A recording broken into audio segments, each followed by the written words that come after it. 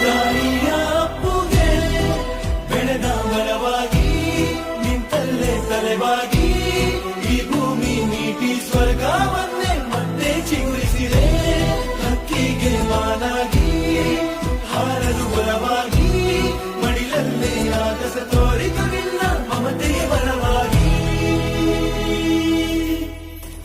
ಸೇರಿದ ಈ ಹೊತ್ತಿಗೆ ಕೈ ಬೆರಳಿನ ತುತ್ತಿಗೆ ಆ ದೇವರಿಗೆ ಶರಣು.